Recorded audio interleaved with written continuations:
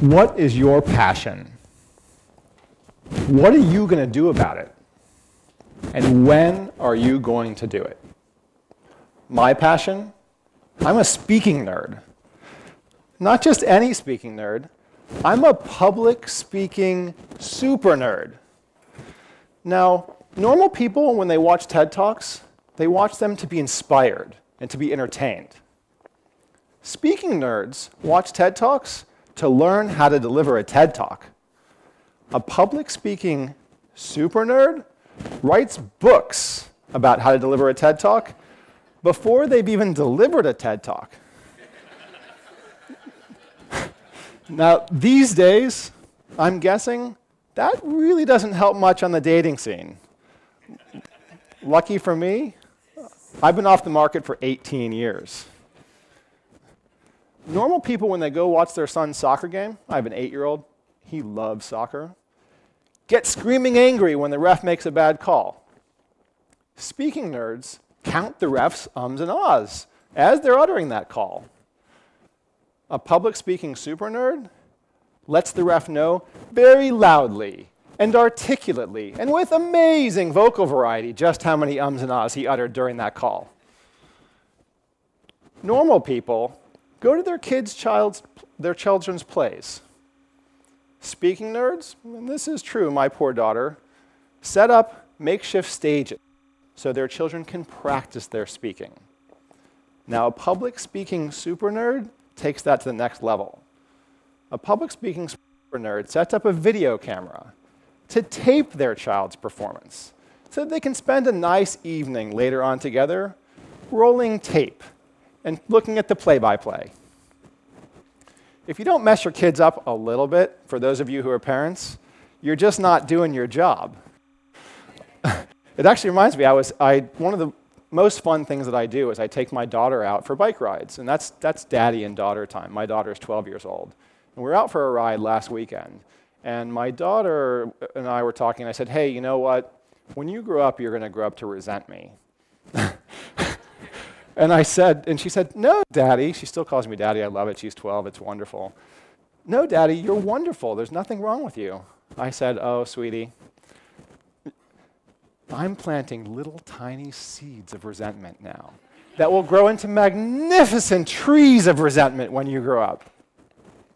So you're probably wondering, why is this dude talking about speaking when I came here to learn about innovation? Well, how long did it take you to get here today? 15 minutes, an hour, 2 hours? It took me 14 years to get here. 14 years of speaking and 14 years of innovation. And I'd like to share my story with you today about that journey and the lessons that I learned. Back in January of 1998, I decided to change jobs. I went from being a semiconductor engineer to being a semiconductor analyst. Now, for most of you, that probably does not sound like a very big change, but a semiconductor engineer gets to sit in his lair, programming away, messing around with his semiconductors, doesn't have to talk to anyone, doesn't have to present to anyone, doesn't need to be articulate, can be the perfectly settled introvert that he wants to be. Well, when I became a semiconductor analyst, within 2 weeks, I had to start meeting CEOs to talk to them about my ideas. And I knew things had to change for me. So I joined an organization called Toastmasters. Toastmasters is an organization of about 300,000 people helping each other become better speakers and become better leaders. And the first couple Toastmasters meetings I went to, I sat meekly in the back of the room, praying that no one would call on me to come up and speak. And two guys, a guy named Joshua Reynolds and a guy named Grant Dubois, finally, after a few meetings, said, Jeremy, you have to get up there. And I did. They dragged me kicking and screaming, and I got up there. And I didn't know what to do with my hands. And I didn't know what to say. And I was scared, and I was terrified, and every other word was an and an ah. I had never done anything like that. But these guys worked with me, and I spent the next 7 years growing little by little by little, getting rid of ums, getting rid of ahs, learning to use my hands. Today, we're not allowed to go past a little white line on the stage here. If I go here, apparently I die. I can go all the way over here. I want to move, because I learned to move, but I'm here to day. Well, after about 7 years, I realized it's not just about me anymore. These guys gave me a gift that I want to pay forward. So I started, as I was sitting in audiences like this, every time someone would speak, I started writing speaker notes.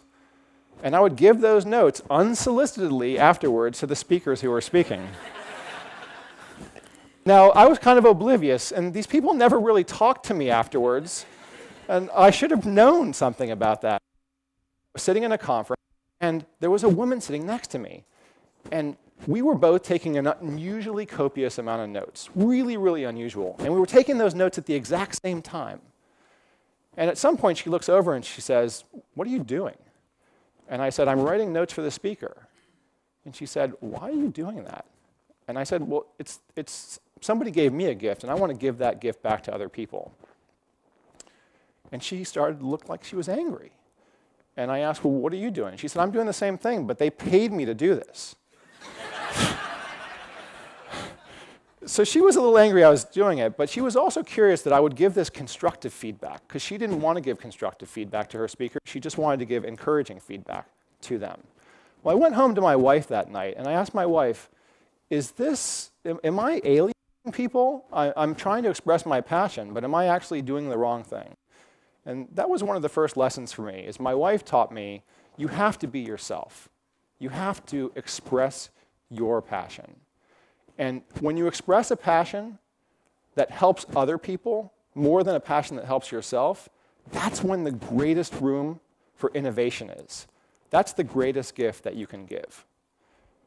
And that really sunk in. And I decided from that day forward I would continue to do it. And there's a few of my friends in the room, thank you for coming today. These folks know that every time they speak, I'm going to give them a piece of paper that tells them what I think they're great at. And I'm going to give them a little bit in there, that little seed of resentment, maybe that I'm planting with them, of what they can do better. Now, irritating speakers one by one came to a point that it wasn't enough for me. I wanted to irritate massive numbers of people. And I decided to build a website called Speaking Sherpa, where speakers could upload themselves speaking and get evaluated by anybody. And if you've ever tried to start a new business, even a social venture, you get really excited. You go find a name, and if you can get that domain name and it's not taken, that's like nirvana, because everything's gone. Got the site, got business cards, got a phone number, got a PO box. And then I said, hey, I was an engineer, I can program this. And I started programming away. But I wasn't a programmer anymore. And when I program, something really terrible happens to me. I dream in code. Now, programmers might think dreaming in code is great, because that's like double the productivity. But when you're not a programmer, that's a nightmare. You want to sleep, you don't want to dream in code. And that's when I learned another lesson, which is I had learned this great time management framework from David Allen's book, Getting Things Done. Fantastic book. And in there, he's got this framework that basically says, delete when you first see it if you can. If you can't do that, the next step is to delegate everything that you're not uniquely qualified to do. And I was following this in my personal life, but when it came to my life of innovation, I wasn't following my own rules. And that's when it dawned on me that this same thing that applies to time management in your personal life applies to your life as an innovator. You have to share the pieces of what you're building with the people who are expert in that, with the people who are passionate. And I've then found a set of passionate programmers who were willing to build this for me for a fee. And that's fine, because it's their passion. It's what they're doing. So I wrote out this great big punch list of things to do. I've been involved in new product development for a while in my various jobs. I wrote out this big punch list, shipped it over to them. And they did in 4 days what would have taken me 4 months, or maybe even 4 years. And I thought it was so cool. And I tested 20-second videos and three-minute videos, and everything was working great. Sent my final check over to them. $3,000, and that hurt. And 3 days later, I discovered that once you passed a 2-minute video, the whole site crashed. I tried reaching out to them, but as you would expect, this particular part of the story ends. Crickets. Nothing. They were gone. And I was devastated. And I thought, that's it. I just spent all the money I had to do this. I spent all my energy on this. It's just not worth it. And then I asked myself those 3 questions. What is your passion? What are you going to do about it? And when are you going to do it? And I picked myself up, I dusted myself off, and then I went trying to find someone else who would be able to help me. And I discovered that the language that these people had coded my Speaking Sherpa site in was an esoteric hacker language. And none of my friends knew what it was and how to use it. And an acquaintance of an acquaintance of an acquaintance knew how to do it. And this guy who took it on is an entrepreneur in the mobile sector. He's passionate about mobility. He's passionate about security. He's passionate about technology. But even more so, inside of him, like inside of you, is a social entrepreneur. And although he's not a speaker, he wants to help spread social innovation. And he took this on, and I said, how much can I pay you? And he said, you don't have to pay me anything. And I was trying to find ways. I took him out for pizza, anything. I would do anything for him. I recommended him as a speaker for this TEDx event, actually. Anything I could.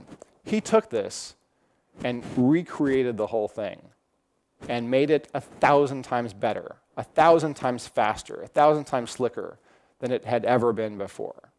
And it was all because of this passion that he had to help other people be social entrepreneurs as well.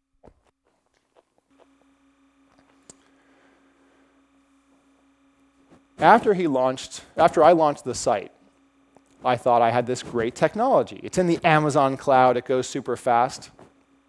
And then I sat there, and just like when I didn't hear from those programmers, nobody came. And that's the next lesson I learned about entrepreneurship. I had known from my work life that you need to engage your customers. I had known from my work life that technology isn't enough. It's how you reach people, how you communicate with people, how you let people know that you have something out there for them. So I'll leave you with this. When you're young, you feel that innovation is easy. You feel that innovation is instantaneous. You hear these stories of entrepreneurs like Thomas Edison and Steve Jobs, and you see only the successes. You see only the end. You don't hear about their failures. You don't hear about anybody else's failures. Innovation is not easy.